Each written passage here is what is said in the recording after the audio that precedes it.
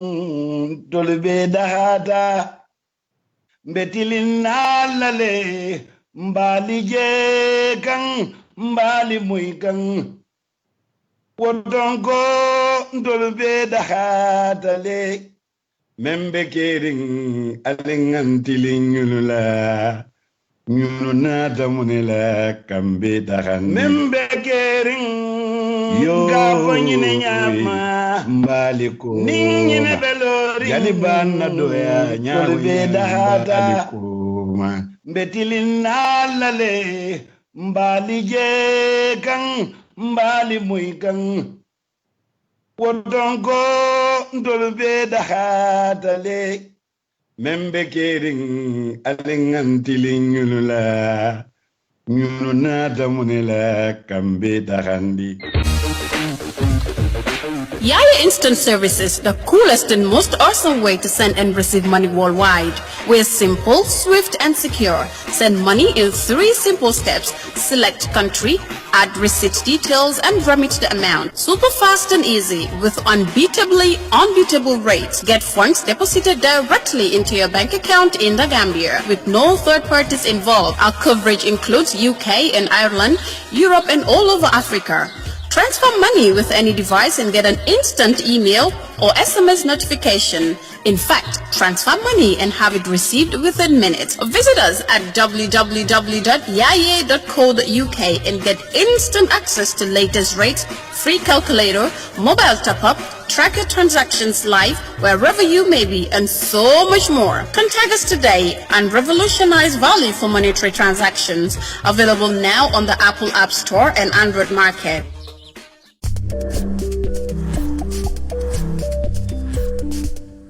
TAF Africa Global Wale Office da sona yarim ba sotalie ila madiba molo kono mimbe TAF Burfoot Garden silabaka nin commercial office holding in 24-hour security system la nata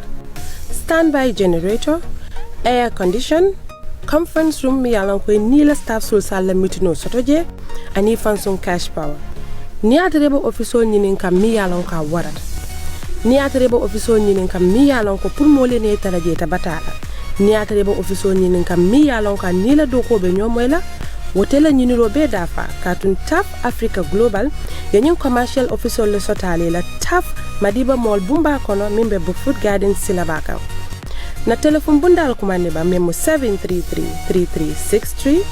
733-3363 no hanika bin email info@tafafricaglobal.com alabaka.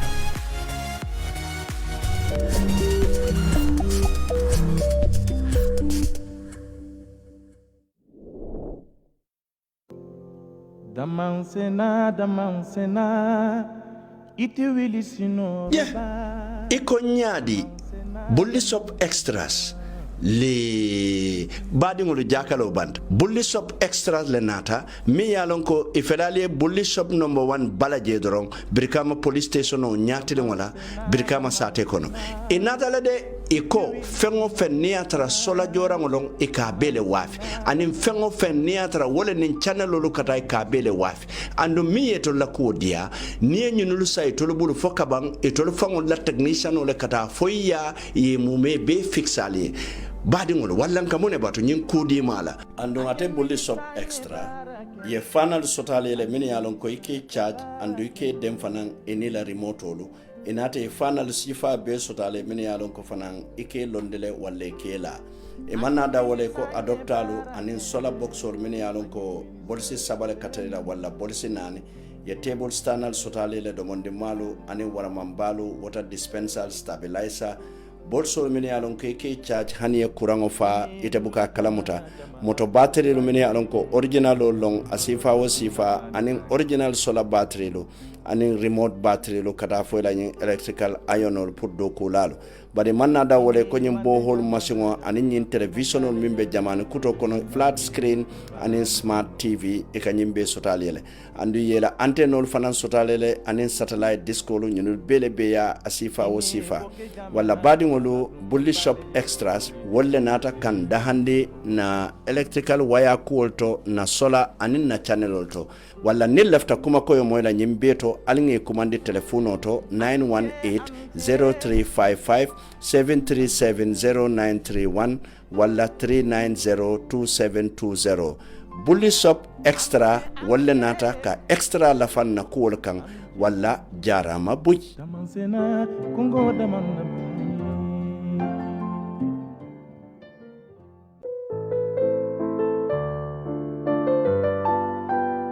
ka londo kendo soto ani londo siringo mi yalon ko ole ke mari parendi ke nyatilin duniya la nyim marse bala nyine ya sabu Rich Tech Training Center min yalon ko ebe Rich Tech Solution ne kono wolle nata ka wala da jamalu diyalla wala dalo min yalon ko wolle bal parendi la pour kal nyatilin duniya la nyim marse bala wolle boko application development, game development, graphic design, videography and animation, digital marketing, IT technician and networking and web development. Andu nye wala dalu be soneyarine dalasi wili tang ane woro ane dalasi keme saba wodoro nong puriye dabula nye londo karamba kono walla ke dabula je a soneyata nyenka mala puruka dati September karo kono ibite ila website toto richtechtrainingcenter.com ni o website o dete ibajala website o santo dulabe da me ka fo register ni je dete abe nyinin kala itola ikontongo ibe muntole ani lafta wala da jumale kala ni wol be ke dron adete aita itol be jabilale abe ka date woleto ni man nyimbe keno walla feroke ye futela kunda bato mi yalon ko wala baliye 52 Kairaba Avenue walla hani bi ali commande telefono la 4494070 Rich Tech Training Center ni la wala da banje Rich Tech Solution walla kado ko chika ya dila katu tole lonne ye parende nyaadile pour kanyen do kolke do kol mini alon ko walla mu jamane laban do kolote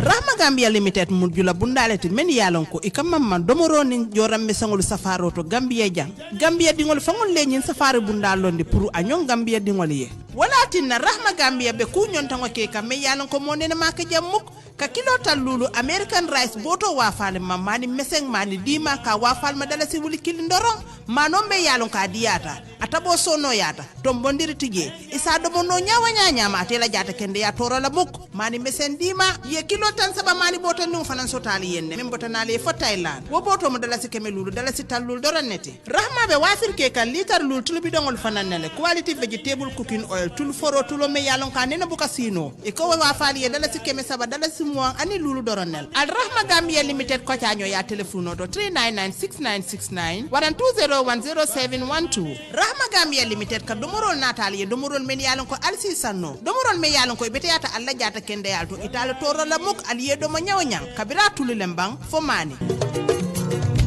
Kabu fulale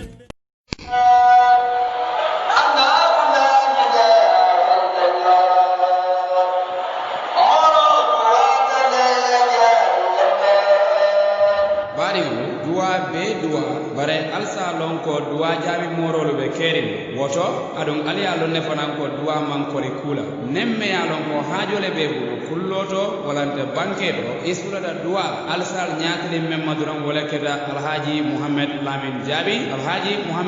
Jabi morole madi mem frenden siring foñi bese sato kon jama bal wala ya sedia ko alhaji Muhammad Lamin Jabi mole mate mi alon ko don duwa jabi morole mate ni futata foñi bese i fanga balu nako alquran wala be jam duwale be jam katu mobi je me alon ka fammaji ay hadama di mo kanu ay hadama di wala nyanto diala ndako hadama di wala haajo jaar woto alhaji Muhammad Lamin Jabi be duwala sima ya bala ni jata kende ya fala sa mendi nya haajo le be men kala haaji janti hadis futata duwala pour que fandema ate o haajo nyento Muhammad Lamin Jabi duwa jabi morole mate afrentim foñi bese donc alsa kadano aliya solo ala téléphone julol même 7942387 736 1178 794 2387 duwajabi moro alhaji Muhammad Lamin Jabi foñi bese sato kono aselemo Allah haji jara moro alabar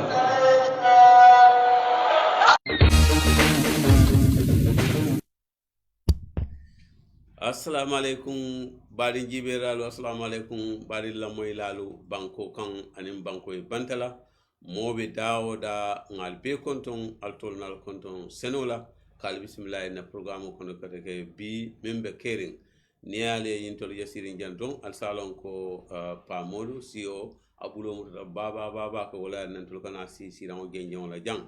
woto mbe programme la ada ko mbe jang mbe tamala wala la follow wo kola sina adu kan programme nyin kono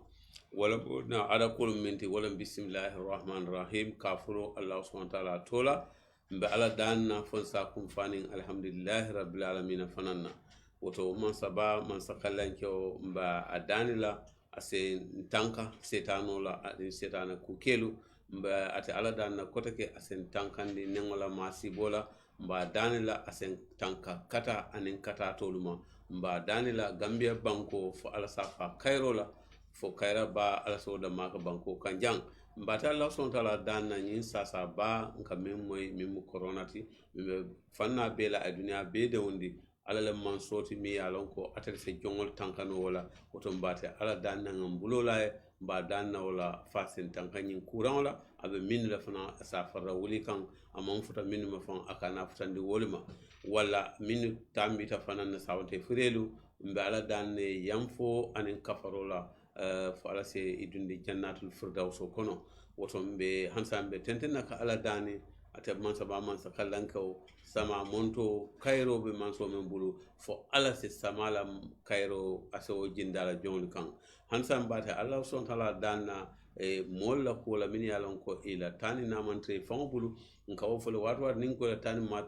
namantre fon bulu wala mun yindi min yala be kasol to duniya fanna bela fo allah subhanahu wa ta'ala se bondi kasolto ke murundi e fangol bulo kono ni mbe ala danna kota ka fana ni nata e fangol bulo kono mbe ala danna mi yese kasoto e kana du ko kan kota ke walla mbe ala danna fana hadama dingol be momo yalon ko be jatkenda be bul ala so jatkenda sabati min yale man jatkenda soto fo ala so jatkenda ala mbe man saba man sakalan ko mba danna nyin banku bo horomare mi yala wala gambe bankoti asen tanka nyin kuran la nin banku koton be tanka abunta badewul nyim farra kolal mi yala programme leta nyonyanandi fonga du nyim farra silol la kadum programme kono bawo ala ate ka fala alendani nalendani mba solale wala tan tol buga hani nga kuke mata ala dani andun katara jikirin katara laman yarim fanan fengo fen nin ala danal don abo duwa abo jabilale woto ya allah it ala mbe dalna minna wala yela jongol ye bala fe nyin kuran mu mbela miroti ay mbede ten di dunya kono mbe dane la tele man saba man kalan kawte min sinyi wul non tol kan ay tankande al balala woto tele man soti min damma so keno bari wolu nimbota wala doron mbe yamaro fanan kala ala dano kola ay wala mu nyinti fonsa bula yamar kol fanan no man na jatkenda ay bundale yamaro minke foka bula yamaro fanan noma katun ala ko kuku sababu lebeje wala wo sababu fanan nimbulata wol noma wobe kala kairo dammalti woto alama alayen be so kairo alayen sabatindi wo sababol fanan nomo kan kabula sababol nomo o fanan mate ala ya marolti ba ko albulante noma ale sababol tentu woto atale man sabama sa kalankete atale ka sababol yitandina wala na sababol mi yitandina lonna le mi yitandina wo sababu kummala ni wo sababu kendol ngabula wol noma woto nyina mon na farra kote badon bi alnal badi mal sewmal fofana intel sitale pamod bojang la siran dan non la jang ala bulde to kamala wala mbe ala danna ntol fanam bitamma mi yalon ko bi allah subhanahu wa ta'ala kuma ndo fotoro ma min keta salla kolti bir kam kaba fita ala yatel fanam min jodi bi bare samnin ala ke fotumando sama ke keno sutraloke bi sutoro man ko be ala danna be jongol be danna duniya fanna bela ye duwan na nyim fama e fo ala sa dundi jannatul firdaus kono ane musulmo sabante fure to mal be wokol na don badon sina dun na programme fo maro fo kono bi na programme be denni minna wala mu ndandango anin sama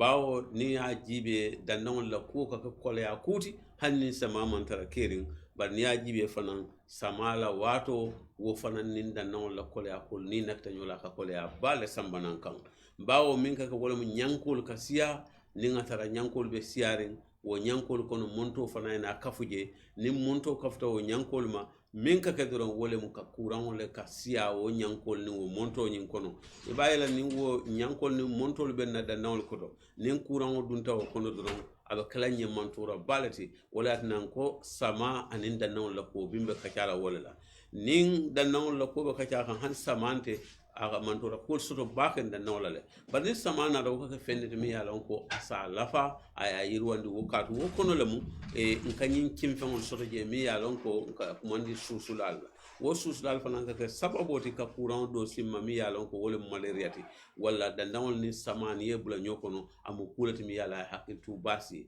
andu wo hakiltu wol be kono fanan e se fen soto je mi yala ko fanan wala ka kanyin courant mesanti courant siman kiliwon min ya lonko wala ka tara atani monto ni dandawol kono ni kafta nyoma walla ni monto ni dandawol la ni kafta nyoma min jaratan tole walla min nyantan tolma wala mu nyente kafero ke kan hakilotu kafero ke ka bula ya mar kendol no mi yala wala sen tankande barbadi ngolo nin ko dandangol to lefon ka dandangol create bawo dandang fon fon beje to le ngawo fon ko dandangol wala abe kumala bakel ko fon min ke dandangol nke keje nyaadile nkam fon muna fon minna nin sula na muna fon bante bala wala kataran na dandangol la wala wo fon nyanta manan kunnale e nyanta topato la le bayla ni manan kunte topato da ko nyanta topato la nyamen to man don kam mantorol min jama soto mbe fola wala le balon ko susulal la taramfe dandangol la no aka susulal sabati nim fele anda buka dan susulal damala nim monto kata dulal be nyaka ring jebe nori je ko nan nata kata je fana montuta fengol lel be kerim fengol min yalan ko wol ka balu wo fen nori woni wo fen nyankare ngol lel kono mini be ko nyin kuruntu fengol min yalan ko hadamani katara fe bari ka kenna sila ku bati wol mu ko wol be kata wo dal na wala fe wala susulal min yalan wala mun na kola ku batan se katalo kam baka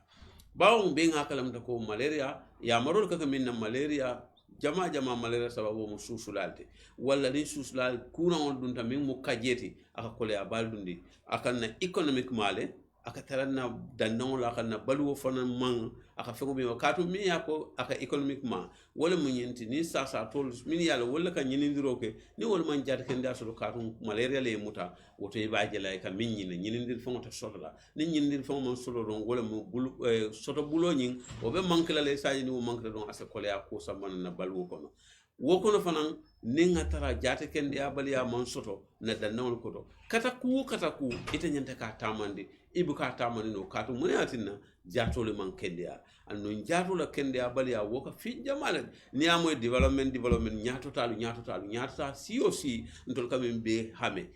jata kende ala ka keno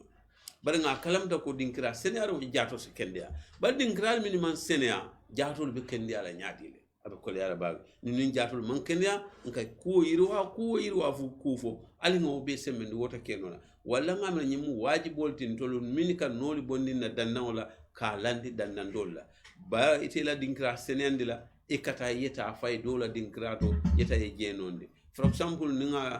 tamanser sutunta wala mun to lañi radie fon la silo min bo bota jang min kata fitti mano kam min kata Zenith Bank bari wol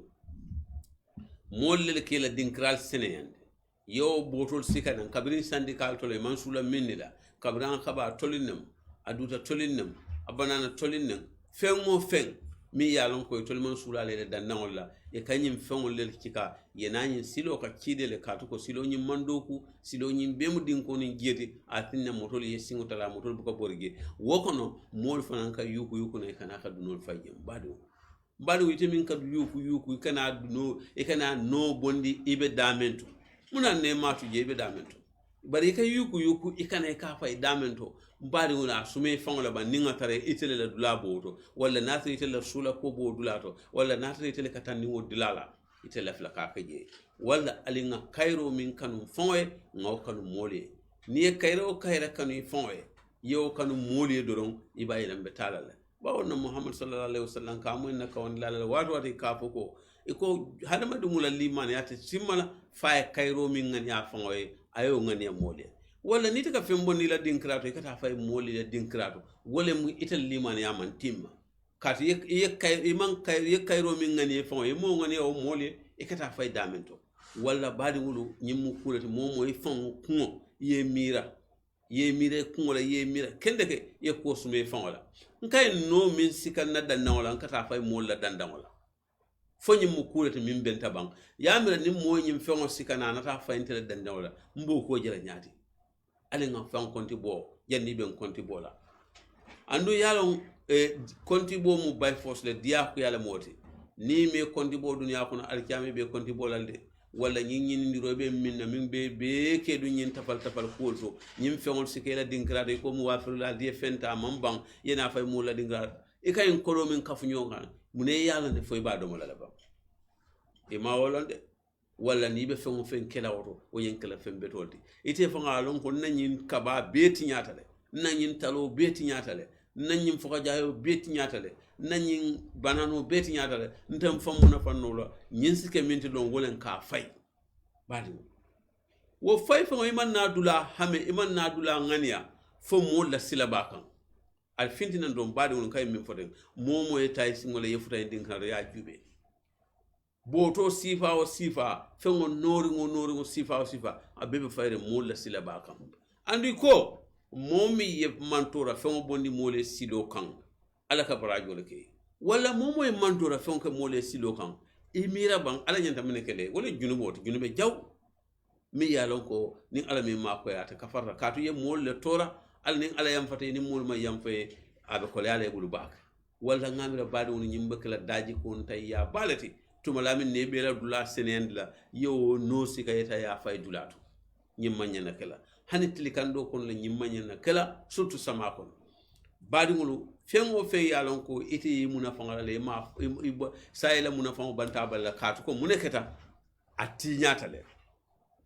fi roli nyini ase jara ye moto jo ase jara ye sare to jo ase jara ye fengo beke ya faydula to mola torate damento wala ya sambete fongo la suko ne dinka bawuri ya sare nje ase ke jambandoti atekala mo torante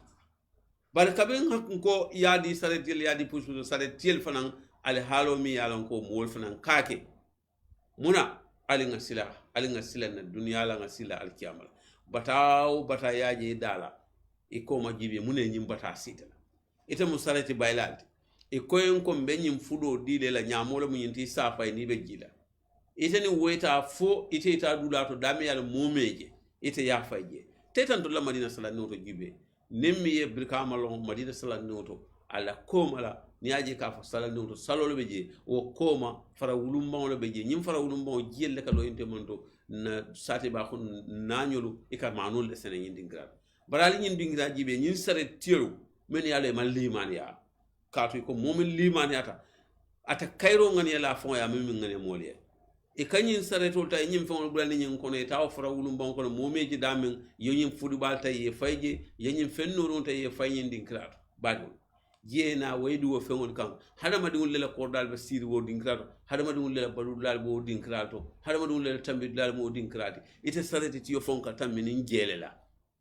bare kodin ding yo dila mi ya dila ay lon ko ite manyana nyamo fayra suto aka foy ni be gila ite fana man sila alala iman sila molula iman sila ala fana ne man sila fango nya ya sika ya yuku ndi ta fay dulato bala lenga wuli bam fano na keta ngaji be nyamol kata fayren blami muna na tilibula albuke fayji tilibula ba mol nyaali bal kan muna na albuka nyamus kala ta fanyin teman kata ali yalan ko mol ba fulale albe kuru yalla wala al silata mol lal hayita allah subhanahu wa ta'ala mi yalan ko wala ba tul fala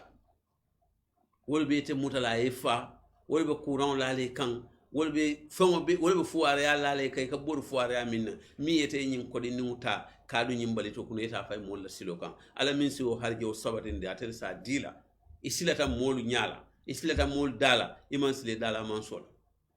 ye yuku di bokon sareto kono puso kono yete fensi ga ya fay mol la dinkrato mi yat na tilo nyala may ma fay je tilibulo etam mi jelle ke jele muna ne ma fay je bari ni yaje ba fayla je iman sila alalila he bari iman sila fenna mi sembo warta bari lungote bayila lungu mi yalla ni uma sobe benna abe nyin kay la lam barakul ngure fon baro min lon ka kuriyata de ka dum baro do kuriye fon ka lon ne minna wala mo nan munan na make mulu nyala bari kata ka mulu kom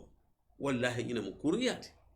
kuriyabe kene baleto ni be bete ma ci kan ifon kal ne be bete ma la ci kan bari ni be kuriya ci kan fana ite fon kal ne be kuriya la ci kan badi wol ali nga bete ma ke ka do nga bete ma lon ali nga daha kuriya ciola ka to nga kuriya lon nyamo ye detandi nyonyeranding ay detandi nyonyeranding ye nyamo sika suto du bokono mobu keje bari mi ye miro dundi kono mi yete dida aki tamandi ay nie du kono kona sawut wo silo fonkan ibe nyamo fay kanda ma se ni taw la ni nyamo be law la ke ngoto je iman silo man sola de bari sisila hadama di ngolla iman sila alala daman so mi yalo ni fata damma inatale be benna kaburo la suto folo kon bado nyimu mirote ngamira nin hanyita molu nya nse hanyi tilibulo ngata nga fayje molu en chocho ye wawa nga bondi dan ka fay suto ba khatan mi yalo ko molu manje bare molu la mari o nya ben kanne ye faw nyinin ka seru ya fay le fo sama banta seru ya fay dibol ko no fo fano kare ay mune dila muna we kana nyina nyama fayola bang e nyine ngi faw nyinen ka yo ko di non min dile ya fay ya samman buto min we la man buto bam bangola bang ay abali bangola bang ni asan domorola pour konko e bol we bale konko le muto la bang ami bale konko le muto la utali nga kol suma mfonla min ka fonte tay nyamo fay mi ya nate ma fay am fay dula soto wala nte fana mam fay dula soto ngana do ko tarola do ko niya ka nyande kala nyame Allah subhanahu wa ta'ala teleke jo do ko mosa arjana sotoje ba do ko mosa jahannam sotoje ikasare di bawo min ka molla baka sol yoronde dunoli be jindle be selendila do ko kende ike tarola bonde bari wularan ding ila o kodo yemin be do ko fo wilikilin nambam fo kemelulem fo itele yalon jellem yena haramu kilinta do wularantin o yeseni yo la kodo kan ala ele o kodo be barako ba wala tan seri yaka fa sama banta nyinam fane ba ke kan ngamel nyimu kulati anyanta mo daji ko fali mu ali ngan daji ko fali ali ngan daji ko fali ali nga kayro min ngani am fa e ngon ngani moli ni ngo ka doron dahata ka do so na nyinya mo fay na sokol nte so na nye fay na korda bundato nte so na nye fay na ken dandawla munat nam belaf la ka fay kar la kenoto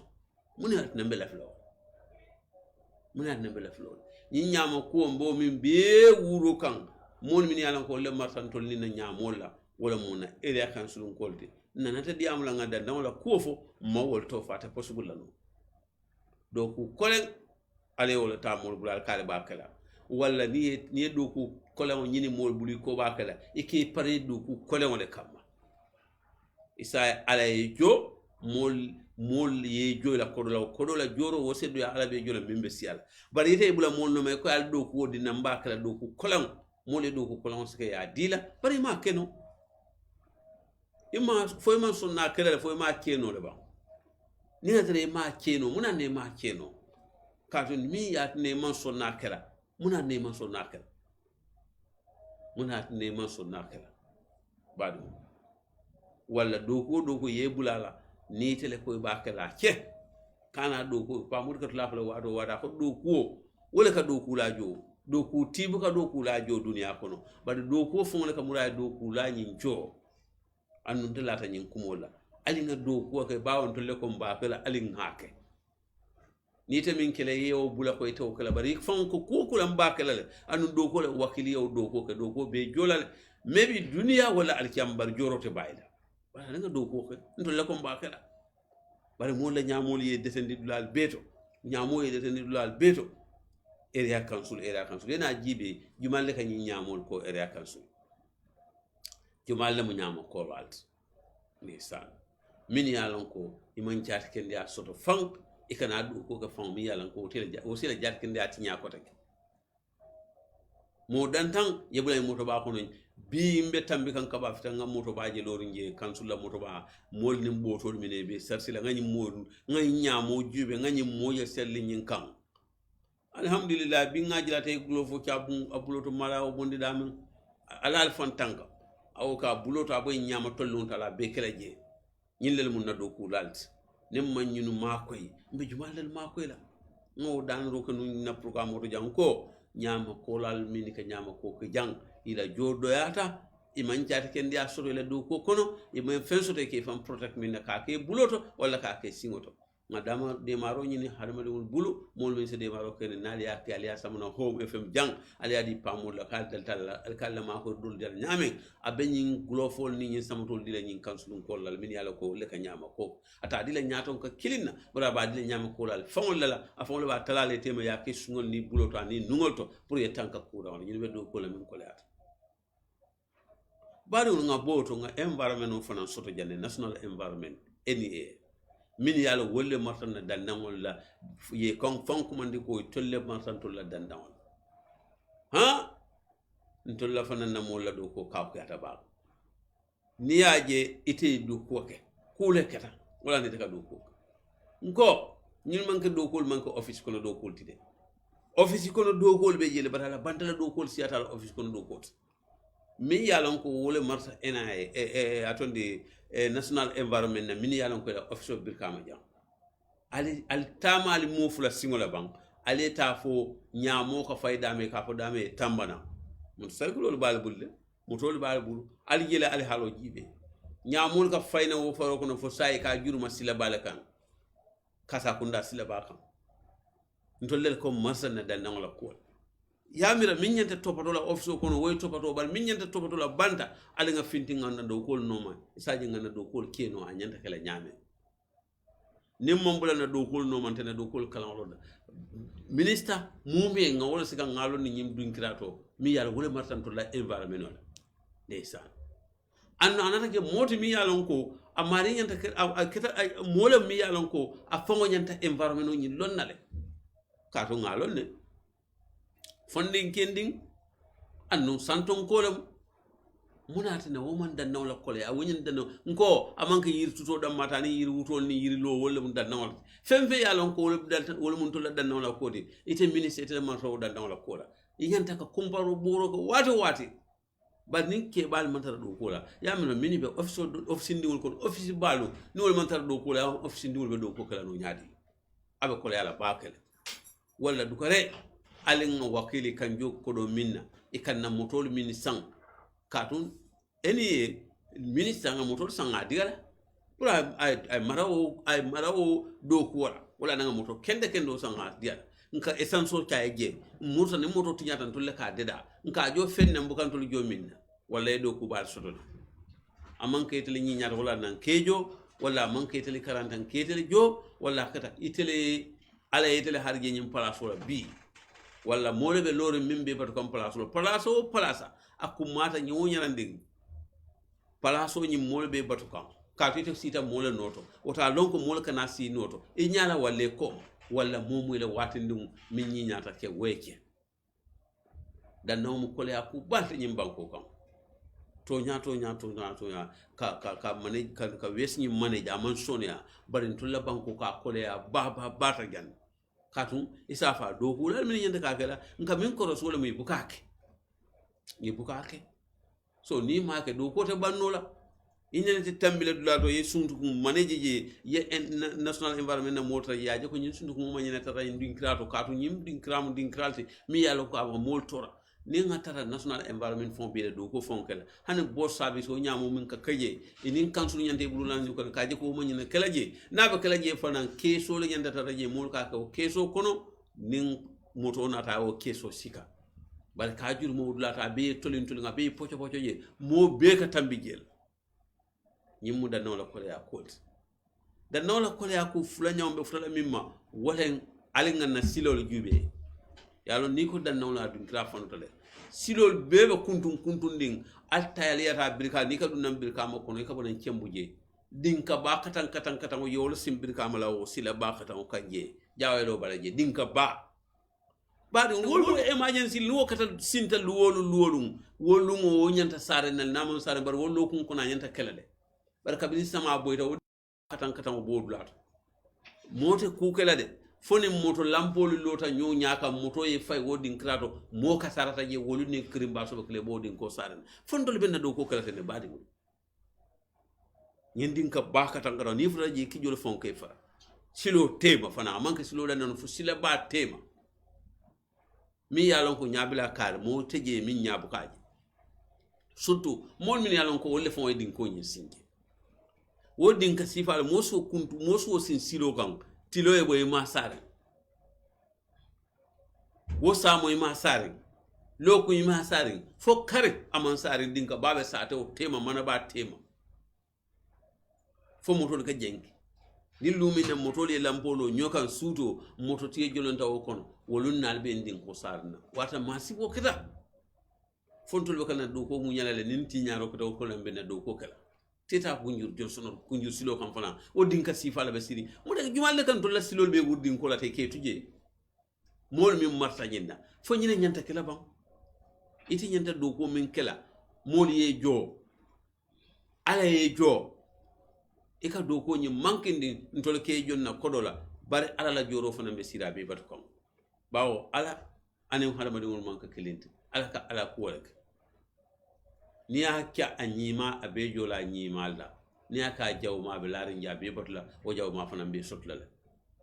ntol dum yeta do ko le yaken tol ya ma ki yakke ku ma ke ku ntol nga sarfa karfa jomin lonni tele be jola wala la uta setele bulude ntol ke jomin nan tarolem katu banko be tarolemu banko be la fengolemu nka wala du kunna wala ni mol ka banko be la fengoni banko be taro du kunna ko ku kunna o ku nyante te sino bale andilale badu la nga indin ka baji ben kan indin ko fo silo kan nte tunu la je fon se silo injibe ni nga silo jibe ba kumma yala bakale du kare ali nga fero beje nga indin ko nga fere ci aka tari ata nyawnyirande kata le telefo already kata kala lume wolu na nyanta sare na man sare no lume wo samo nyanta sare na man sare no samo wo sinno nyanta sare na man sare no baro loku nyanta sare nale wallahi wol mu emergency do kolte wote lola do kuti wo nyanta continue la kake kabe ke kan nyama nyanta topoto do nyama do kuta luolum anyanta awurta luolum dalilo mi na awurta wo nyanta solfrele katun din ko nyim man do ku aman sinku abada men je man betia wala nin kumbo nyama ngamlo baadu ni mu mirolti mi yalla yintere bulan be ko hansambe de ndaram be na dannaw la kole akolo nkawol la jube afere dannaw la kole akolo nko monto nko samani na dannaw nga jibe ko rek wala mu nyindi samani na dannaw la min kasiya ntol ngalo ne na jang jama malaria ka sisini sabal suna nyim banko ka sisini saba nim folo me muta fula nyaw me muta saba nyaw ke muta folo wala mu ni samabe boy kan malaria ka commence ni wotata ama ite kanata la wala ni wato mi sama jiye siyata dron malaria sina kotak malle kan ni man kana mawoto ni kanta lo sama la kuncha maro wato mi sama ka sarodi kata o taymo malaria ke mutale muta fele ngakole ya ku basuto fannala malaria corona wol bebe dundi nyoko sain atinna corona mi yalon ko sasa nyentam fantan kalambe ala danila bawo jaral la mon sotat la folo bal malaria jaral la soto la jaral la soto malaria la ma borol soto le borol mi yalon ko ka malaria jaral bal sambe tembo mindo molu maslanta hani malaria ye mutay ko loptano fon walino kato min kamma malaria la symptoms anin corona symptoms immununtale wala ni mo futata jen to lemon jorawon soto ka tasero ko minna mi yalon atinyanta timala wala nabe je fana buka ka anyanta kala nyamen ni momo malaria ngalo na ka mo sumadi mola kan ase balu fana kandi ni mo futata loptano do ni aliya la temperature jube natoli ko corona la munyindi wala le corona suspect ale wala expect ko wala bala wala le suspect ale ma kis malaria nabe nyola ni ala mamma ko malaria ba falal malaria du musasa ko le wonti ala ma ko ala jarano kala bal malaria ka jarale wala ngamira jarkendi abundal nyanta fintila ye futa radielma ye futa dinkralma ye malaria nin corona bondi moli nyokono kiro la muy beti ibe ka commence kiro la wala do e jaral la on soto nin do man jaral la on soto banni mol tata fo silata nyinne ko ni tar hani malere e muta ni tar loptano do ba fa corona le be nyim mu kulati mi ya lon ko je dula sensitive to bakle a hakil to si bake min so tammandi min so timmande ka mol sonno mo tenkondo ka mol bo nyoto ka mol jara a nyanta kel nyamam wala ngam minni kumande na jatken dala do budin kira bol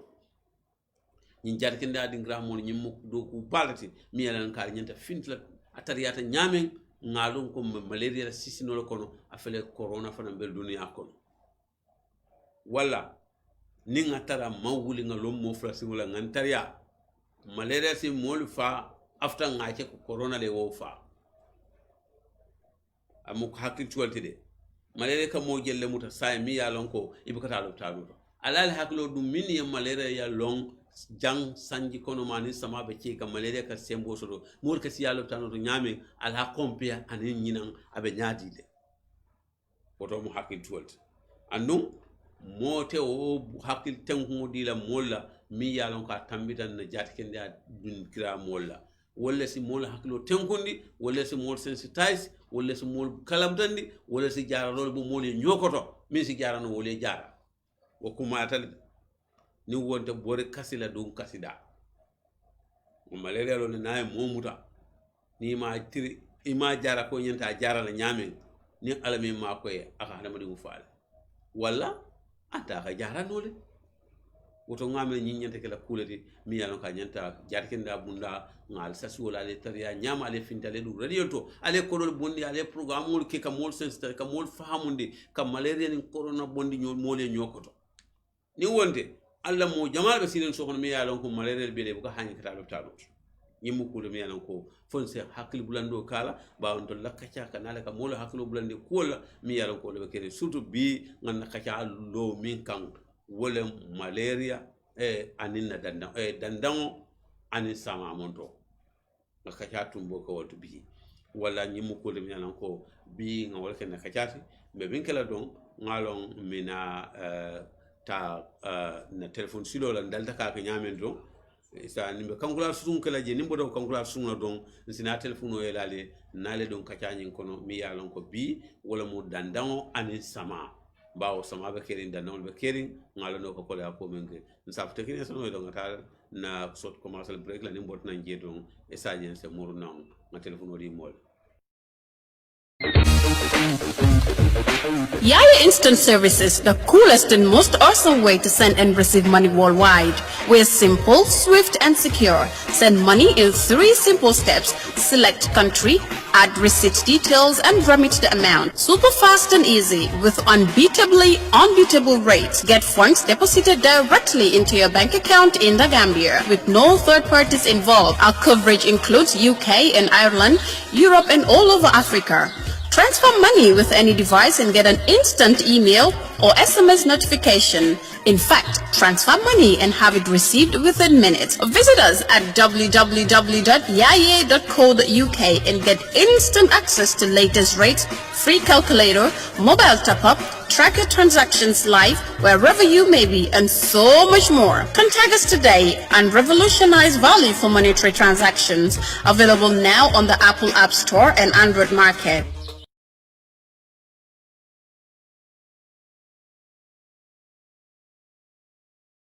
problem na kacha minti wolen sama anin dandangulu ngalon dandangulu mukole aku baldeti surtout nye sama kono wala na binga yin kacha bunda samana kana si pamod la sira on dandangula oto antan si telephone number di mola do ngaden kacha la katu molbe la moy kanne 6399130938840 appele ngana commander la follow surtout silo kan se o jibe allo assalamu alaikum assalamu alaikum sa wa alaikum assalam badi to do ngani ben klikami aba kara bikam bismillah program ko mo wa mo fo kuma ta bak mo kende malir ya ani corona ke bo mo le nyoto billahi walla because mo fili jam fa sa mun da ya mari je nyala ka kar nyonya kam dallo kana ko akoy bina fral corona ba du mayar ba billahi allazi ndesan walla ka fa da ka man ta fa ka wuri ndesan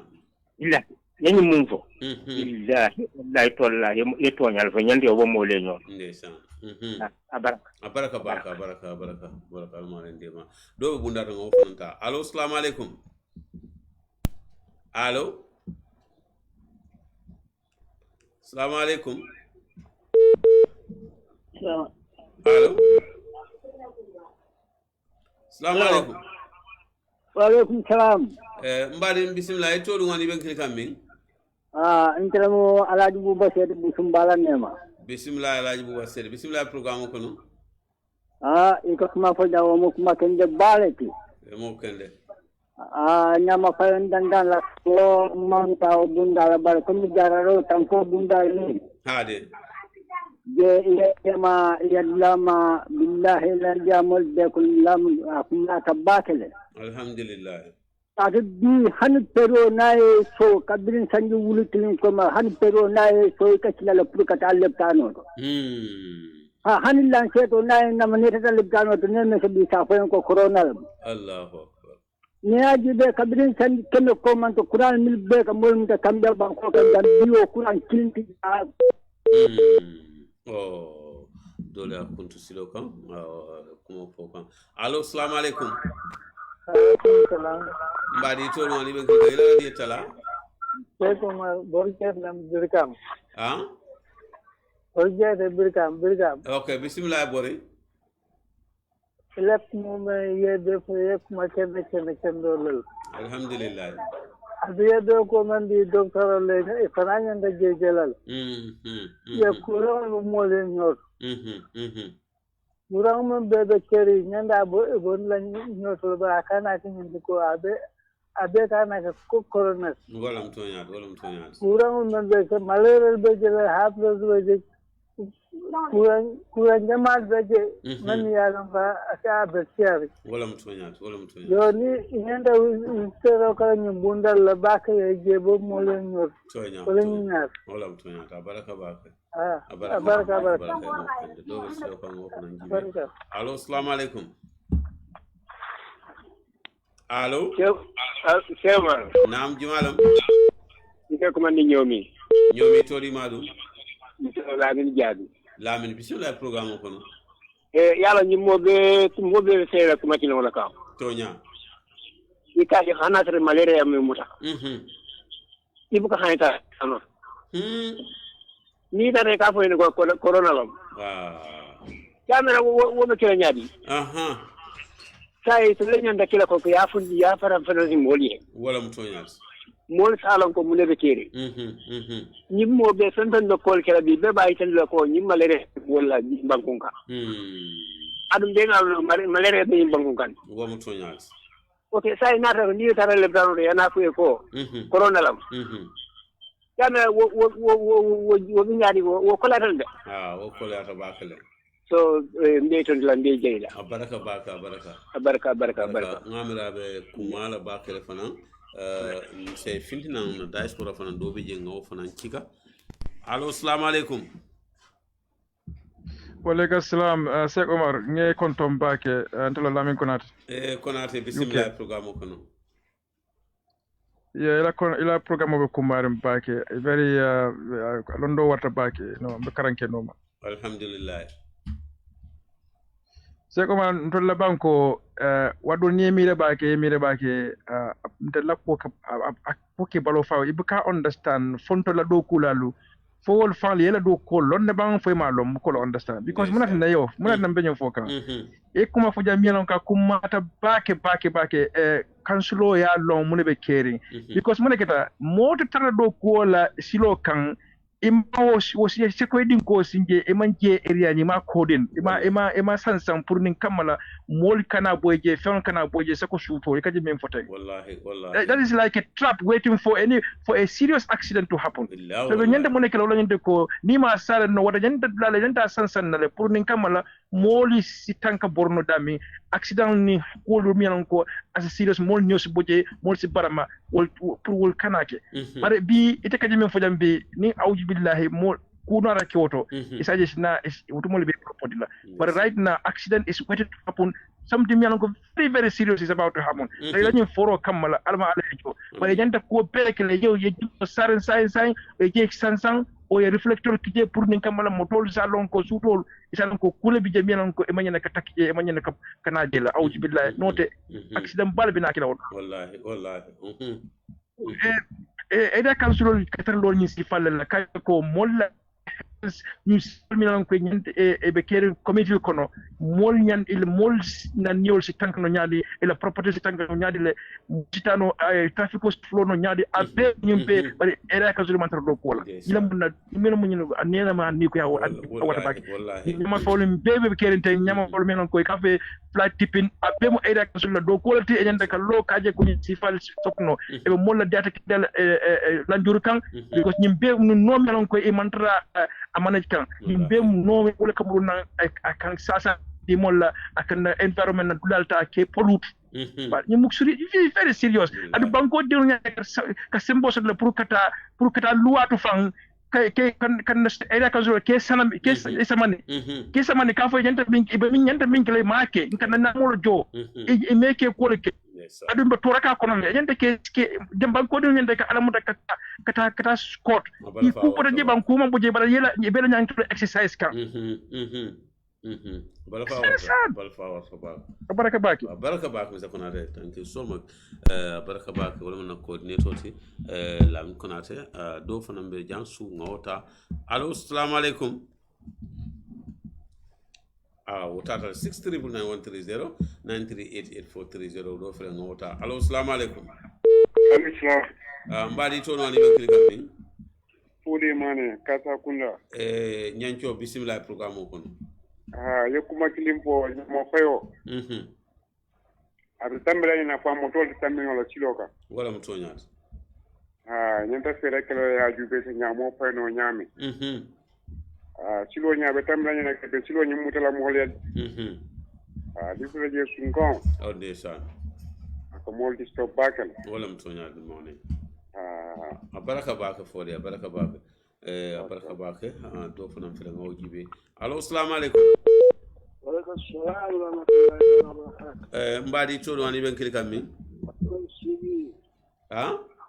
Muhammad Sibi. Mbuke muy? Muhammad Sibi be kumandro min to? Kama. Bismillah. Ciwo malo le kon na ba. Nyejo. Ciwo e blakin ko jam kuma ta ba. Ganin ben be ko le ke ka funyo ma ka ko corona lem. Abe malaria lem. Ndesan. Ba kun kan be ya ni chama shida. Malaria ka ko men ki yamo be wolon. Ndesan. Ganin ben ka corona tous corona ti. Malaria donde be morto yola. Ndesan. Kan be be ni nale. Wala mtonyas. So wota sama ni osi. Be o ni ta tempo ko ga. Alama ala inde wa. Dano bin kan ba lo dani dai sama ko. On le kate gele kate fani tep. Wallahi. Ko mo mashon fene yoro ko. Dalen tera on ko. Abe malaria. Wallahi. Wado shi na tay. Ndesan. No wado ko le ka ko corona. Okay. O to ko le ta ko ina ya da lo so. Baraka. Alaikum salam do fana me bunda to ngaw jibe. Allo, assalamu alaikum. Alaikum salam. Jumalam? Sonko le Mudlamin Parato. Okay, Sonko bismillah Mudlamin. Allah programme o interesting back. Imo kende. Ngame high time na ta experts non ye nalsi invite me. Because jamla be jam ko be ko makko ngala fo. Wala mtonya. Kutakan kisino le kono melan ko ma kisino le. And then any two symptoms no they are very related.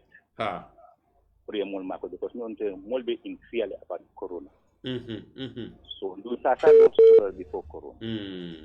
But some of them is related to corona. Na radio to them media no to mol mako. Because people are sick or do have maybe school kono be hanya katalo. Wallahi. So the pitan will stigmatize. This so it's becoming a big problem. Okay. So now you see doctors not invite no. Okay. So that you know you're more brief what to do and what not to do. Okay.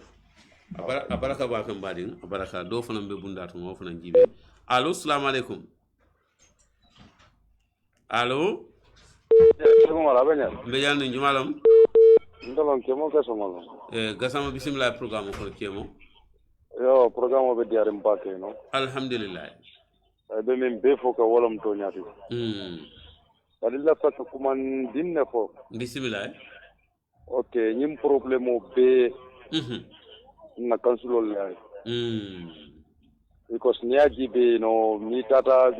birkama fongo no ifra fish market nyol ma fona ibukala fuka han 1 minute fonkiji wallahi ndum dole so adum banyolu wala ka trati nyandi woto no foti do e boy ya hono san wallahi so be bi jere ki no wol fanne nyanda balnale kana namo jo namo nyanda jolale a nyanda kala nyanda ko to namo ko ti kala jo ya nge ko ndo baga fola bose no kabunga kewa ya ko be baraka ba do fana fele ngaw jibe allo assalamu alaikum alaikum salam mbadi to woni ben klikam min Ibrahima Kachume kan ci candidat demanding Sew Mara baraka ba e mo kende Ibrahim alama ala ya amin Allah ya rabbi ke do même fo malaria be seri ne mol bu ka dalo tano to ku fula duni fula le belari mol kam iko ni dara lo tano do ka fo corona tale le kuranto ka tari buli ka kata nyaaw nyaaw ka son tala lo tano ndesa yo pharmacie dol dum man facility lu soto wol yem facility men soto yer boro iso wafino manata ko ye check courant membe bari sila ni daga courant ni tebe ta wol ya wol bu ke check no ka ko bor malaria boro lafta bor karde la wafima akole ata bor kasila dum kasida nte malum fantel be mun kunna sila be la moy kan dano nicole fata malaria sisino sita corona sisino be keri bam ko mon nyanta wulla nyin ko lan alamale ma fa tax yalla tax nyanta murule kanne il kama marché wala ko ninde bi fam wularo ten tambi tan angela ka ko yata Seumar fo kansul fanande ngam dam mo bukata woto pour yo jede jebe la silo le kanko man ce bukata je mo jema sila je mo buka je kar Seuman de futa woto ngam gisumale kam ma fo janne ngam futa ngam bita ko la wafila le bayni wala kuru wafila ndesan alma ala ya sone mo bi siyari amin Allah baraka baka do fil ngaw cika allo assalamu alaikum alaikum salam mbadi to woni ben kilikam mi lara ntele ci jammel mbede da birkama lar xel okay jamme bismillah ko e kanyin din ko mi fote dol gambia nyanta karannale because ibaje la banjula keta jele suru ngamera senegalele ata ngamera ni bay sulo le boyta din ko jibor din ko kono af mom fa wallahi ya fure samba sai ni ataranto kan la moy radio la molke la moy radio la do kulal be ni jang munan nay ka din ko bulaji be pare mu din ko fang ya fo nyami imang sansang imam tenkiji gente ki jobole birim fura je natara comme lum tango mi yalon ka mam biri kama lon wala abotanan anim moto botanan dula jang aka bori bat danda ba kala mutala ba ta la dun ta din ko woto sai inyanta katalale hani mo ma fu moye fang dol fang nyanta fanji be la idin wo se bulano ak hana ma te bay ko yata ba ko idin se bulano ko do ma se bulano barin se bulano tango fen se keno ay nyante sabar la le be pare loptano fan nyanta e min fu mol en ko lam toñate malaria se muta ititano la loptano digo so ibalo ka kandile yalo dol bigi ibalo ka kandile foy ko wuri kamere nyama no sai ni te futata loptano to ene check ya je ko temperature high tale ko kono corona le bela muna te mela su kono ko belor yene be ko samba ko quarantine sai fana jibe ba jarkenda foy findi kacha mo nyante sabar la le nga nyoji be loptan jata kende loptano ali side ye na ye ya explain moliye ye mol advice ben ni malaria ye muta ye ta loptano to be check la nyame ta ko moliye mol ci hani kata ni wonte malaria be mol ban nanyi nande ndesan wallahi moliye because ni man kende ya malaria kam mo fa dunale yo ni te be laari so ko no ko ma hani sai bori sayala ye du sayala ka ko ya ba ka ko ya baraka baraka mo kende do fele bunda to mo flan jibe allo assalamu alaikum wa alaikum salam naam jumalam bala musa madina yo bala musa bismillah programme ko no tamuru tasugo on contenta ba alhamdulillah Allah nyim programme mo beti ata bak mo kende yo balimbe comme ñi mu ñoo ko no to dialti kacalam so kuno buga tumbu jawdu ngadi ngoda hani muku to be mo gambe di ngolti ci to do ko la yata kende abunda to nyawonya abar kuma kan do bije comme dol ka wofo mo hakil tu ka balti wala mu ñenti ko comme ka fo ni tata loptano to ika fo corona la bela wisteri mankile manke kilenti de je dugal mon ma ko malaria testing wala malaria kurta kiskis ka lon ko abela la fatela ika yelo ika wala jube bari ni anata corona la mbe ajela ko me wakata nyamen ko men la kango kono karo men bije ka wala bondi ya fam anin nungo kono sample fulalem pour na man tara nyen karadola ci tara karadola bari ndum a janning risolto be findila wala mu komen kay tan ko ko abela fatela wakata la for 24 hours minimum 24 hours minimum wala ma wato do yari mo wato wicho do yari 24 hours okay yo wo mu ko be ko na tan pour mol ci hakilu tu woto to nyala ko le akol bije bari comme ni nata ñu wis ñu fulul karola global phone même loading pour kaje ko malaria ni HIV TB no to kurangoti ko kelo ñi bankun kan ku jumala défense o ta téléphone lapsan kutila o kelo la fon so mo kibaro la karola minina ta malaria la karola mo jamae ku kala mo la comme nina ta malaria la karola nyala yiri do ni fanta mulunde do mo nyaman kiling ko malaria ila ta malaria dol mulunde e wol tia yaja so bar comme même ara do mune yam kana balit tala wala kana na mul bali tala loptano to o mbeo yamaro dila purun sakata dron ni mo ya sute ko malaria be dugala loptano wali exactly a sute ta ko malaria la be jara la malaria la karola bara manke de ko men ye samba ye dron ko men visita ni yela silo la ko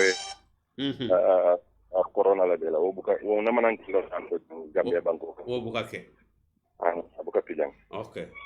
nji ñoo ko no to diawo kana pour mo ci jeexa ci comme nga ko ñamen pour abuka tumbu jawdu nga dingo mo ya fen suute bala ko malaria ko don ka re loptano walin jiber ñal manke kilindi ñin dula sene ande o ke ko tabaka jiro fana labandula mo dingo ko tolati wala sama palti akata ici dinengol samba pour saje ni nyanta pengol menu tala no yeta tano pour ce tanka nyin kurangol ma men yalan ko comme membe ko pusi wala kay okay dena ba kurango kata sun sumaya ju kurang bala musa baraka bake ala baraka baraka ila dungu kumata bake badu lu nyimu jat kenda molate mi ala do ko kan do fele ngawta ngana ta nana ko moju allo assalamu alaikum allo assalamu alaikum wa alaikum assalam badi to dum ani ben kirkam mi antongo is faturelti me jamani le okay yusuf bismillah programme kon mali kon na bake mi kiri radio ala radio bunda brika ngejo yo mi wala li taala amin allah ya rabbi yo ndi dal gamel coronavirus ko le fa diam online bismillah coronavirus dal ala problème ni narra gambenol ya long dunia ko dunia nyame dal yo jenum do ni mulka ma nyame adak le client yo follow dal de bile modi la masa ko dal bawo dunia ko masal men be fiar coronavirus la bio bankol biti nyata la ha desa Brazil bola nyama America bola nyama banku jamal fam bola nyama banko me biti nyata bi kada men dola o nyata ko me ko coronavirus ya fiar to muta bi inteni ko nyanga gambe no je mol ka opposition tal ko bilim mol mantal marlola desa masa be siri anala minister anala everything masa ka maso to nyeke ayke kuman tamano gambe bimul ka ha ya coronavirus ko so do UDP le wonara coronavirus promo so do ACP le war fenkal what on the failure desa so même for moli wala nyinde ko ya tara da coronavirus ko dal ye fero beke masa ko dai silota me alon ko saban ko dingol fego because gambe do atal de gambe do atabaka gambe be balin kli banko me mo kemo fulaka faaje mo kemo woro alma be tankan tankalo gambe banko kan because gambe is a very small country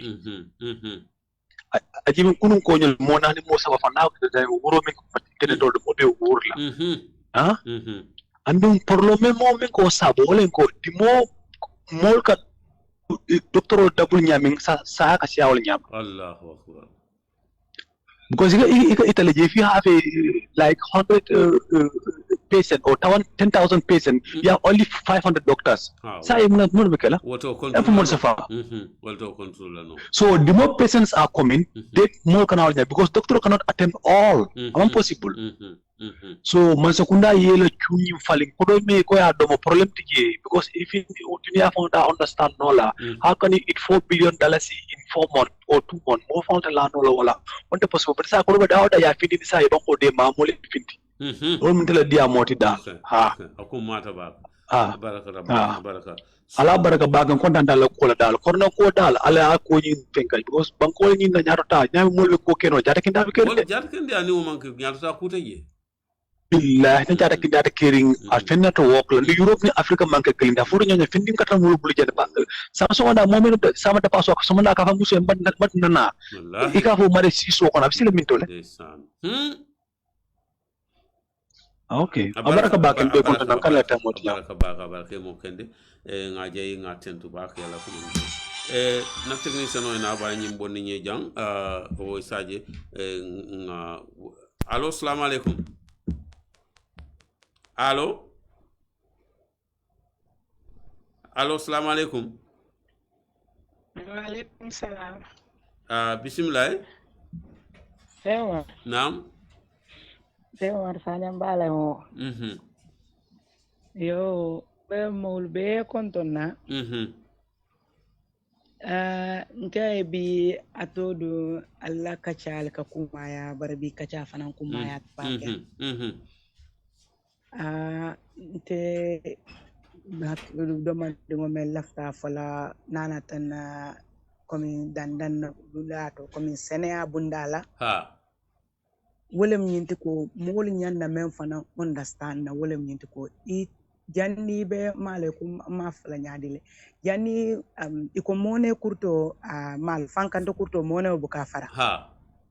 so mol nyanna men nyanne fango kantala la janni sa salbina mol nyanne fankante nyanna nyine understand na ko I taradula na ta ko min hana ta ko min ila suwo kono le mo ila do kudula biko marsawo na har kabo hana tar ko nga marsawo leta marsawo mo ila do kudula lete wila tara dulale mu je tara dame ya lon ko ikela balwo soto jele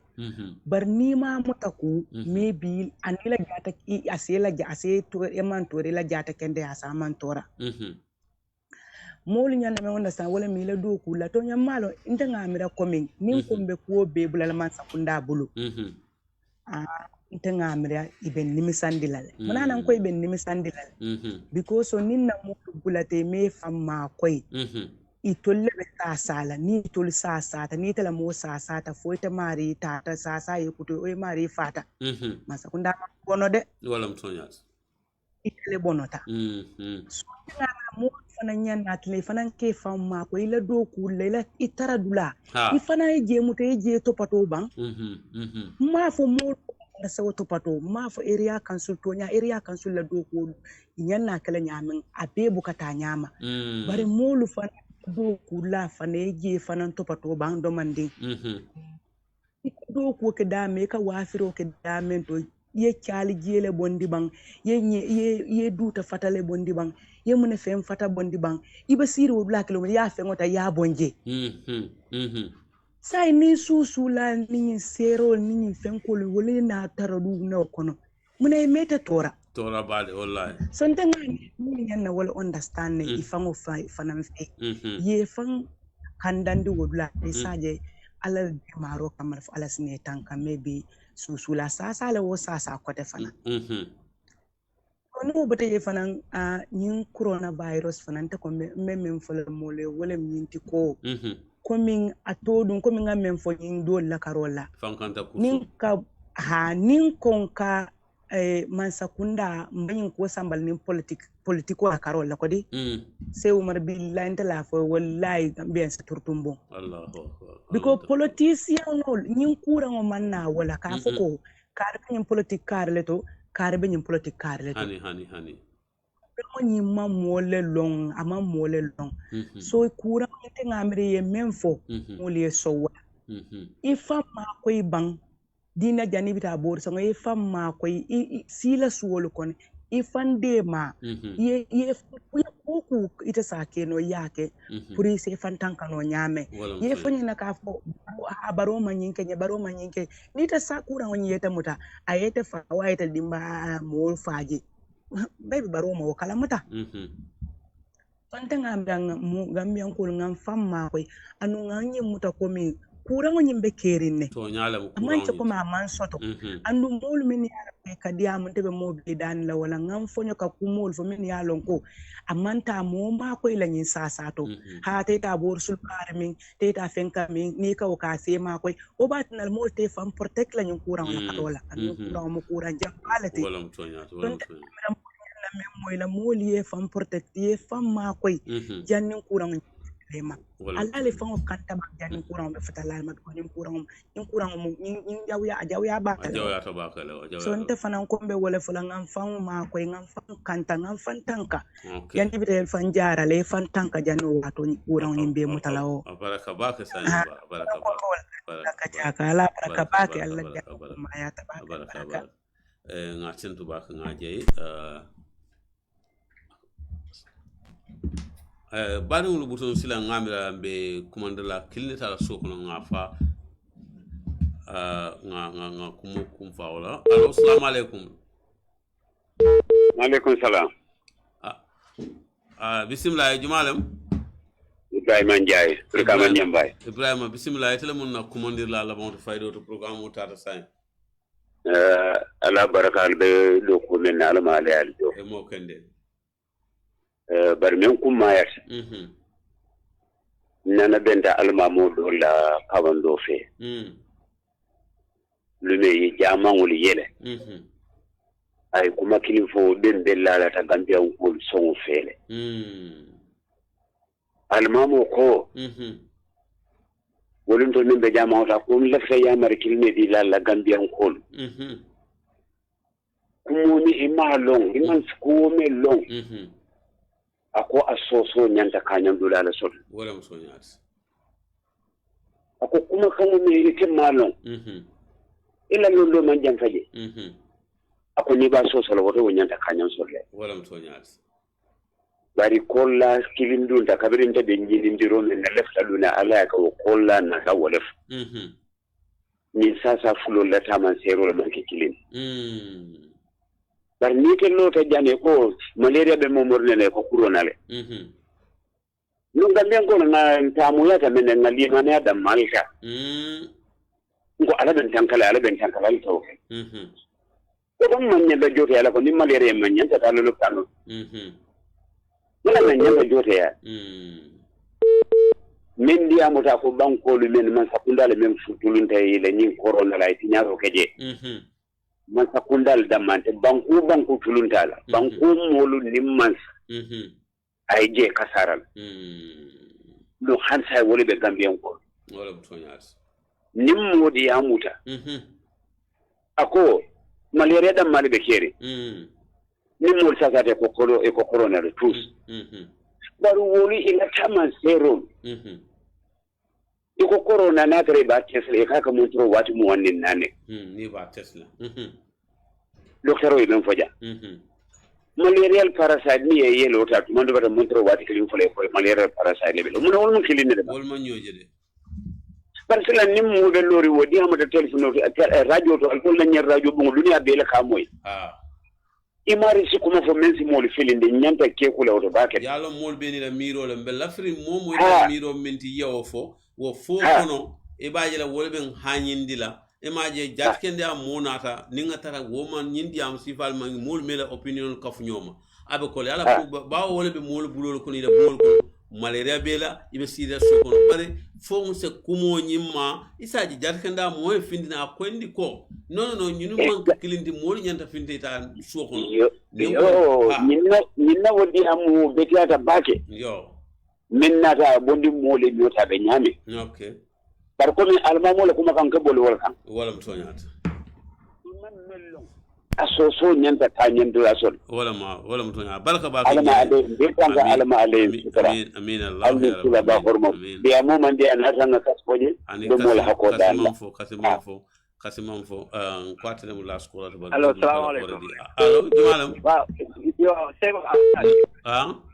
Tanante. Sanya no Babylon.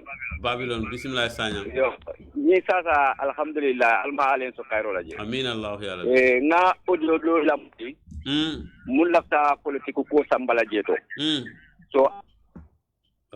yo. Ate ku dole ate jolo mbalo fana jol fela jolon ta fele wato fana jam fale. Badi ngulu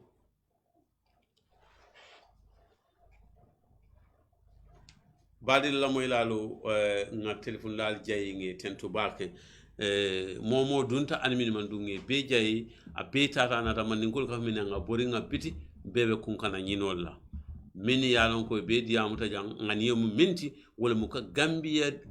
ni gambia dingol tankandi mo kilin man diamu jam min la diamu la ngani mu nyinati pour gambian ko le tora mo kilin man diamu jam be diamu ta min na diamu nyalle man kilin anen diamu kangol moy nyalle man ka kilinti bawo kumo min kafo min ke la moy wala ka moy katambe min kafo bari ngani yel kono min bi jam wala mu nyinti nga bori nga bitim bebe kun kana nyinola wala ka gambia dingo be tankandi ka gambia dingo be so jaar kendi ala bawo malaria mu courant mi yalon ka mo faale bara ala mako ay jaara non soto corona be kering mi yalon ko man iko jaara la man fi dara folo wala ninga tara mol min yalon ko e kamuta ko nyum fe on mu kilinde abe kum mala jarkende abundale finti ka dum dawoda kuma kana tare da namance kanyim fo mole ka senen nyam ko nga ala tendu musa dunta ay min lonje ayo foje kela ko bonni mole nyoto wala ko kungote wala mbe mol be tentu la mol jayla ya ko en la fa ko ta fer ni mom moy cirikiri gedala ko dalta malira kirikiro jela kana si soko no yala ngo fo le kabrin ka cha commencement ko malaria borol soto le min ka malaria jara al wuli ale jat kende adin kal walin yalla malaria jara ale tente soko no bari malaria ye muta yesila nyinna ko nyinde nin tata kata ko corona le benna woy sindi soko no corona be muta bari malaria be lalde annun corona ka mo fa malaria ka mo fa wala ngamira jaralo wala fisata ke fan tankan wol sara jaralo di dukala linga finti ni momo yalo ya sute ko malere bela nga jati kenda bundal futa jar kenda bundalo al fana e finti al nalla banko dingule kacha ñunu latal lale nen ko ñunu latal lale wala yatinna ni dende nanu sasate ka dialla al ka ben nawta jemimbe ja itoluma long al ka ke balo ko ne ka son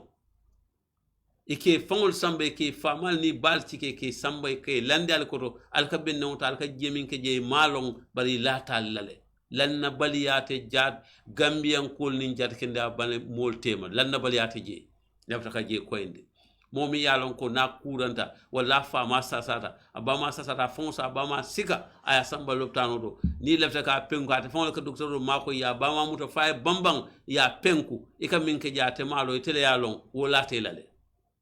mol se kumo mo ya koy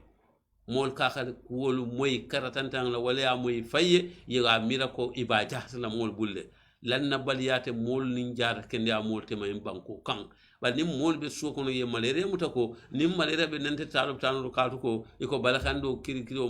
ani nyim muluntale man talop tanu ibe so kono ite wolol na no malaria sta kukela amanya na min kelela bawa jara ran sudole nyina mu kacha ngoti andun dandamal fananga min foje wala dukalali nganna dinkral seneyande min marta seneyale kafuma nga dinkral seneyande woto balewlu nim fula jannu nga telefon dal jey ngi tentu bake momo yalon ko edunta janga ni minti don mbukala fa fan ka ko politiko ni sasa mbukala mo buka o kay mbango kan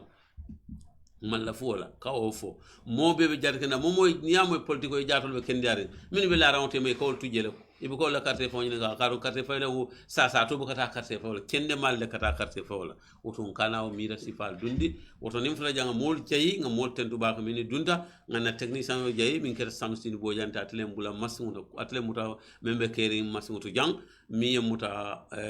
home digital fm wala fatmata jawra ngata fanan tentu nga jayi ngana mol be tentu min yana ko bebe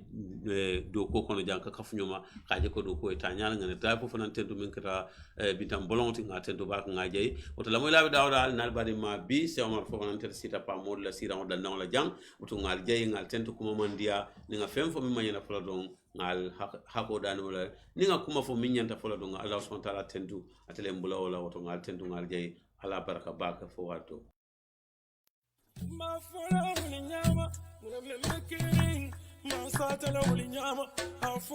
butongo mbadi ngol mbemo be salamula ato na kontongola mba fala mole ko tonya fo tumo sita mune ko bono mu batiyolti bari nyakulu malo kalero kono mu ba kun kolo fangoleti kuno dampa na singo me kuno na fa kuno yo lonne butongo mba fola anyanta fola nyame butongo membe kering mba fola wala nyama membe kering ma fola wala nyama muna membe kering yo ma satala wala nyama muna membe kering ma fola wala nyama muna membe kering yo ma satala wala nyama afo pamodu muna sata afo dunia bebe la mai afo pamodu muna sata afo dunia bebe la mai membe kering ma fola wala nyama muna membe kering ma satala wala nyama muna membe kering yo ma fola wala nyama muna membe kering mbasata la wala nyama afo pamodu munasata afo dunia bebe la mai afo pamodu munasata afo dunia bebe la mai tonya kumodu ndadu mukamunkari bande yataye muno kafunyo yataye tonya kumodu ndatu dumbuka munkari bande yataye muno kafunyo yataye afo pamodu munasata afo dunia bebe la mai afo pamodu munasata afo dunia bebe la mai nko nte baba blood nko membe kering nka fole nyama butungo pamodu afo membe kering kantun kuma mun ni siringol tide niya bula ka bale wale oy membe kering nka fo wale nyama.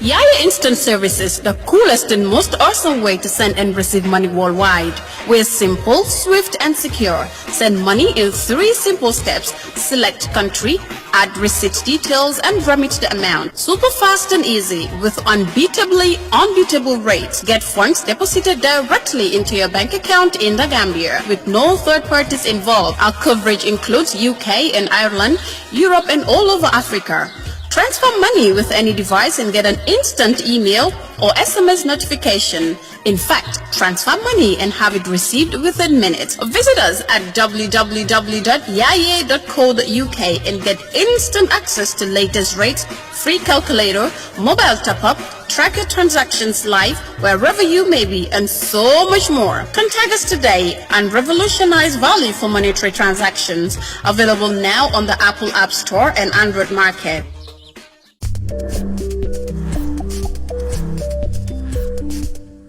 TAF Africa Global Wale Office da sona yarim ba sotalie ila madiba molo kono mimbe TAF Burfoot Garden silabaka nin commercial office holding in 24-hour security system la nata standby generator air condition conference room mi yalan ko ni la staff sul sala mitino sotoje ani fansum cash power ni atrebo office nyinin kam mi yalan ka warata ni atrebo office nyinin kam mi yalan ko pour mo lene taraje ta batala niata ba office ni kam mi ya lon kan ni la do ko be nyomoyla wotela nyiniro be dafa katun TAF Africa Global yanyin commercial officer le sotale la TAF Madiba Mall Bumba kono mimbe Food Garden Silabaka na telephone bundal kumane ba memo 733-3363 733-3363 hani kabin email info@tafafricaglobal.com alabaka.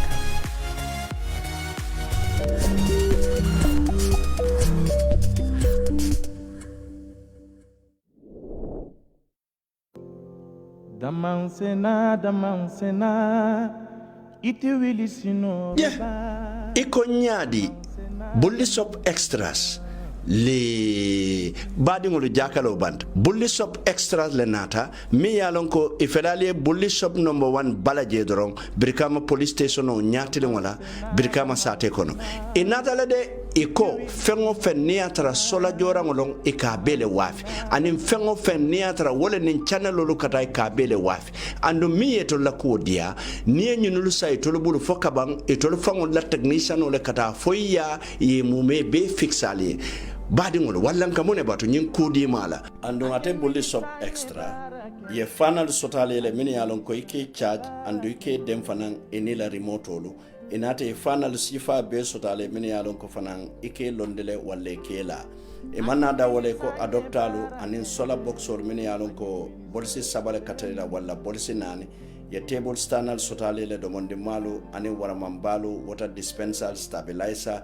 bolso mini alon ke charge haniya kurango fa ite buka kalamuta moto battery lu mini alon ko original long asifa wo sifa anin original solar battery lu anin remote battery lu kada fo la electrical iron pour do ko lalo bari manna da wole ko nyim bo hol machine anin nyin television mimbe jamane kuto kono flat screen anin smart tv e kanyimbe sotalele andu yela antenne fanan sotalele anin satellite disco lu nyul bele beya asifa wo sifa wala badi ngolu bulli shop extras wolle nata kan dahande na electrical wire kulto na solar anin na channel to wala nil lafta kuma koyo moyla nyimbeto alinge kumandi telephone to 918-0355 7370931 wala 3902720 bulli shop extra wala nata ka extra lafan na kuol kan wala jarama buj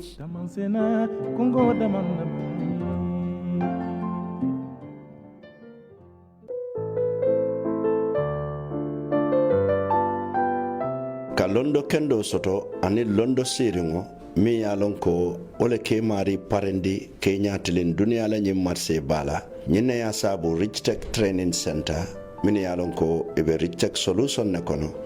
wolle nata ka wala da jamalu diyalla wala dalo min yalon ko wolle bal parendi la pour kal nyatilin dunia la nyim marse bala wolle boko application development, game development, graphic design, videography and animation, digital marketing, IT technician and networking and web development. Andu nye wala dalu be soneyarine dalasi wili tang ane woro ane dalasi kemesaba wodoro nong puriye dabula nye londo karamba kono wala ke dabula je asoneyata nyinka mala puruka dati September karo kono ibite ila website oto richtechtrainingcenter.com niya wo website o dete ibajala website o santo dulabe dame ka fo register niye je dete abe nyinin kala itola ikontongo ibe muntole ani lafta wala da jumale kala niye wol beke dron adete aita itol be jabilale abe ka date woleto ni man nyimbe keno wala feroke ye futela kunda bato mi yalon ko wala bali 52 Kairaba Avenue wala hani bi ali commande telefono la 4494070 Rich Tech Training Center ni la wala da banje Rich Tech Solution wala kado ko chika ya dila katu tolea lonne ye parende nyadile pour kanyin do kolke do kol mini yalon ko wala mu jamane laban do kolote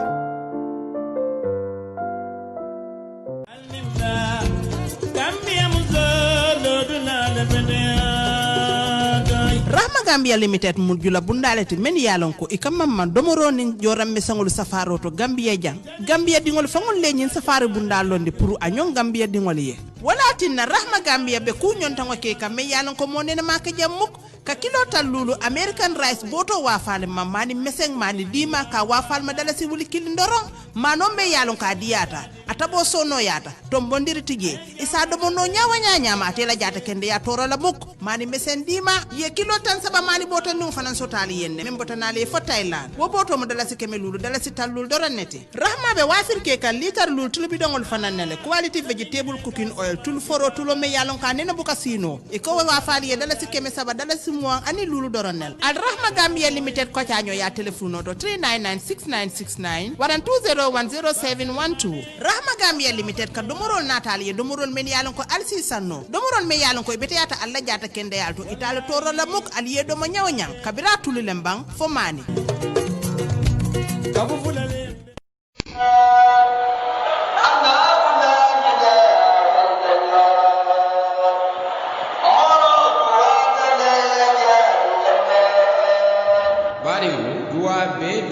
bare alsa lon ko duwa jaabi morolo be kerin woto adon ali alon ne fanan ko duwa man ko kula nemme alon ko haajole be bulu kulloto walante banketo isura da duwa alsal nyaatli memmaduran wala keda alhaji Muhammad Lamin Jabi morole madi memprenden siring foni bese sate ko jamaa bal wala ya sedi ko alhaji Muhammad Lamin Jabi mole made mi alon ko don duwa jabi morole made ni futata foñi bese i fango balo nako alquran wala be jam duwa le be jam katu mo bi je me alon ka fammaji ay hadama di mo kanu ay hadama di wala nyanto di ala nda ko hadama di wala haajo jaar woto alhaji Muhammad Lamin Jabi be duwa la sima ya bala ni jata kende ya fala sa mendi nya haajo le be menkena haaji janti hadis sura duwa pour que fandema ate o haajo nyento Muhammad Lamin Jabi duwa jabi morole made afrendim foñi bese donc alsa kadano aliya soro ala telephone jurol même 7942387 7361178 7942387 wajabi moro alhaji Muhammad Lamin Jabi foni bese sado kono aselemo Allah haji jara moro kala baraka Yaya Instant Services, the coolest and most awesome way to send and receive money worldwide. We're simple, swift, and secure. Send money in 3 simple steps. Select country, add receipt details, and remit the amount. Super fast and easy with unbeatable rates. Get funds deposited directly into your bank account in the Gambia with no third parties involved. Our coverage includes UK and Ireland, Europe, and all over Africa. Transfer money with any device and get an instant email or SMS notification. In fact, transfer money and have it received within minutes. Visit us at www.yaye.co.uk and get instant access to latest rates, free calculator, mobile top-up, track your transactions live wherever you may be, and so much more. Contact us today and revolutionize value for monetary transactions. Available now on the Apple App Store and Android market.